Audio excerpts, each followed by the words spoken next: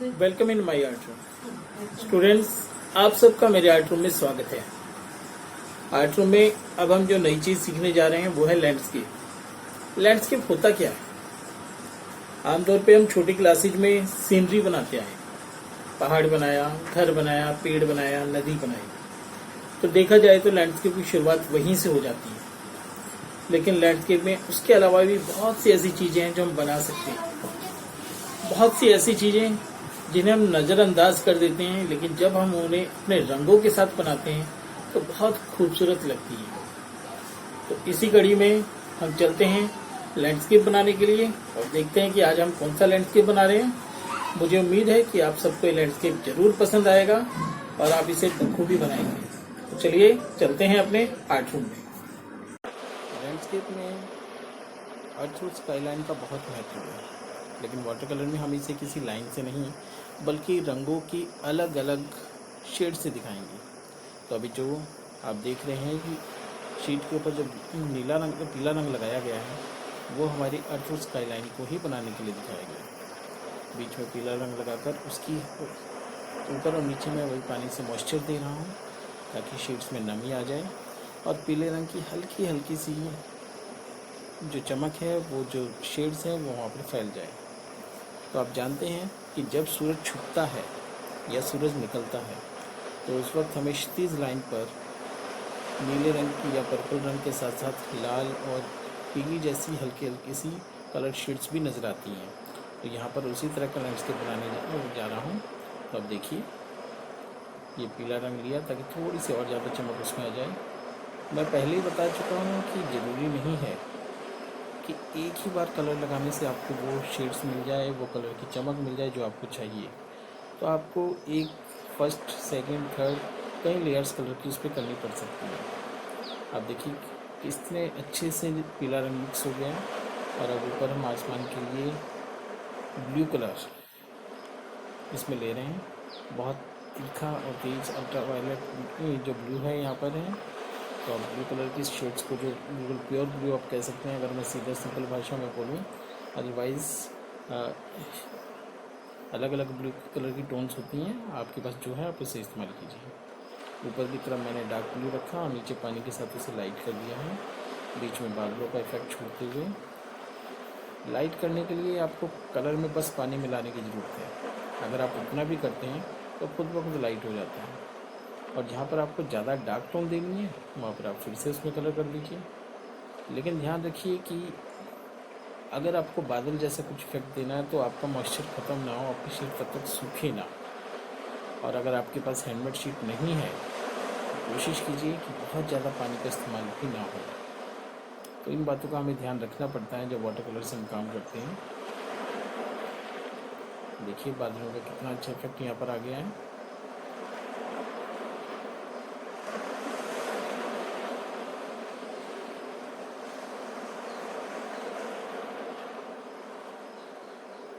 जितना आप प्रैक्टिस करेंगे, जितने ज़्यादा आप लैंडस्केप बनाएंगे, उतना ये इफेक्ट आप आराम से निकाल सकते हैं। अब नीचे की तरफ भी ब्लू कलर को लेते हुए कुछ इस तरह का इफेक्ट दिखाते हुए जैसे नीचे पानी है ऊपर आसमान है और क्षितिज लाइन पर एक हल्की सी पीली लाइन है।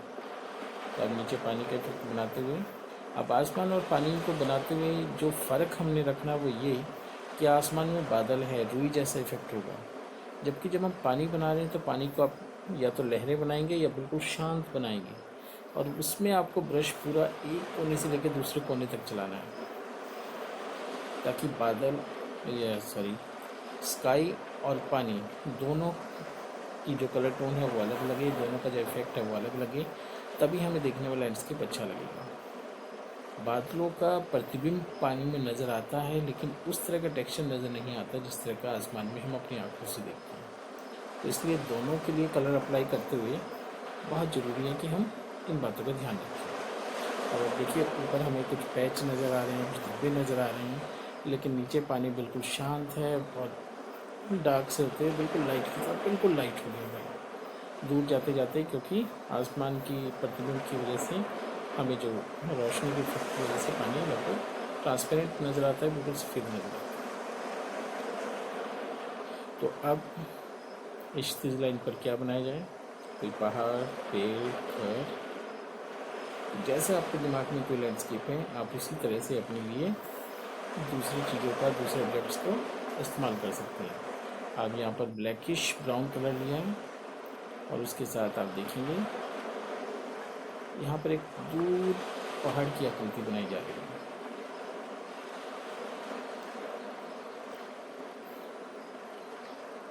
क्योंकि पहाड़ बहुत दूर हैं तो बहुत ज़्यादा बड़े नहीं बनाएंगे, हम छोटे ही बनाएंगे। एक तरफ से थोड़े थिक होते हुए दूसरी तरफ पानी की तरफ या समुद्र की तरफ जाते हुए हल्के, और अब उनकी शेडो हम नीचे बना रहे हैं।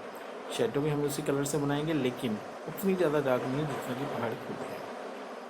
हम उससे थोड़ी लाइट लेंगे और उसको पानी में थोड़ा सा दूर तक फैलाएंगे, जिससे कि ऐसा लगे कि सूरज हम पीछे की तरफ क्योंकि छुप रहा है, जहाँ पर हमें स्टेज में ऑरेंज कलर वगैरह दिख रहा है। नेचुरली बात है कि जो पहाड़ की शेड होगी वो हमारी तरफ आएगी। देखिए, जहाँ पानी की लहरें भी बन गई वहाँ पर पहाड़ की शेडो भी बन गई, परछाई भी बन गई, प्रतिबिंब भी बन गया, और हमारा लैंडस्केप में जैसे एक जान आ गई।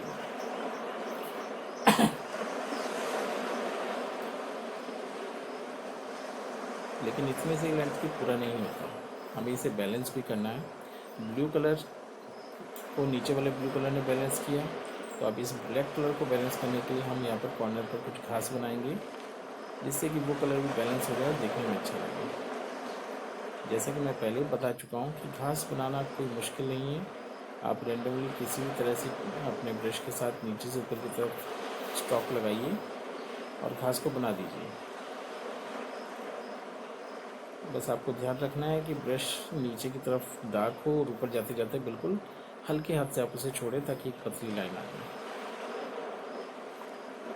देखिए कितनी खूबसूरती से घास यहाँ बन रहे हैं। घास के नज़दीक नीचे की तरफ थोड़ा सा डार्क टोन हम दे देंगे ताकि उनकी बहुत सारी जो उनकी नंबर हैं वो उसे हम बना सकें, या क्वांटिटी है उसे बना सकें, सघनता को दिखा सकें, क्योंकि घास बहुत नज़दीक होते हैं।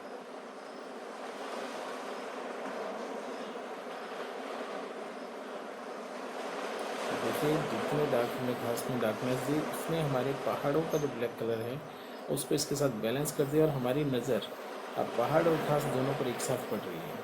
नहीं तो पूरे चित्र में जो हमें लाइट कलर दिख रहा था उसके बाद ब्लैक कलर के पहाड़ एकदम से हमारी नज़र को बहुत रोक रहे थे।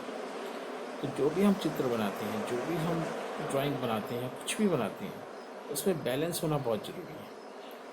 ये बैलेंस आपका रंगों से भी आ सकता है, ये बैलेंस आपका ऑब्जेक्ट्स को एक से दूसरी जगह रखने से भी आ सकता है, ये आपके पूरी शीट को आपने किस तरह से डिवाइड किया उससे भी आ सकता है। तो आप कुछ बड़ी घास उसमें कुछ डिटेल देते हुए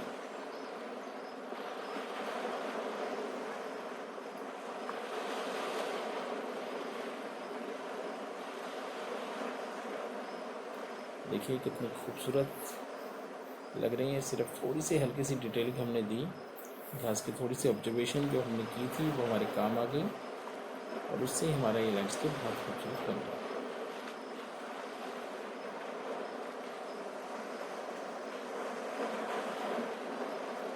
अब आपने यहाँ पर ये एक बात और ध्यान रखनी है कि ऐसा ना हो कि आप यहाँ पर भी इतना ज़्यादा डार्क कर दे, इतनी ज़्यादा डिटेलिंग निकाल दे कि हमें पता ही ना लगे कि हम पहाड़ को दिखाना चाहते हैं कि घास को दिखाना चाहते हैं।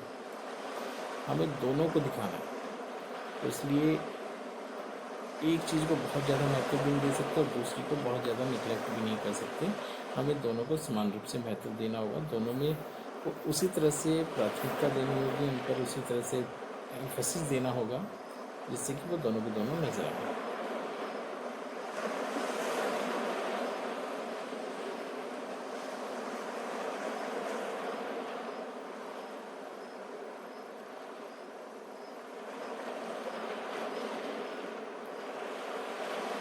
ये जो बारीक काम है, ऑब्जर्वेशन है, ये तब तक नहीं आएगी जब तक आप बाहर निकलकर इन चीज़ों को नहीं देखते। अब हम कुछ पक्षी बना देते हैं। शाम का समय है तो सभी पक्षी वापस घर लौट रहे हैं। तो ये चीज़ें सुबह और शाम के समय में यही चीज़ें कॉमन होती हैं कि सुबह पक्षी घर से बाहर जाते हैं दाना चुगने के लिए, और शाम को पक्षी घर वापस आ रहे होते हैं। सुबह के समय जो आसमान होता है वो बहुत ज़्यादा ब्राइट होगा, बहुत ज़्यादा कलरफुल होगा। शाम को धीरे धीरे डार्कनेस की तरफ चला जाएगा। तो कलर्स में लाइट और डार्क दिखा कर ही हम सुबह और शाम का इफेक्ट भी बना सकते हैं। आप इसे मॉर्निंग सीन भी कह सकते हैं, आप इसे एक सिंपल लैंडस्केप भी कह सकते हैं। अब देखिए फिर से हमने सूखने के बाद जो हमारा पहाड़ था और उसकी शर्टों को थोड़ी सी टचिंग दी है ताकि बहुत ज़्यादा निकल के आ जाए। और जितना हमारा घास है उसके साथ हमें उसको भी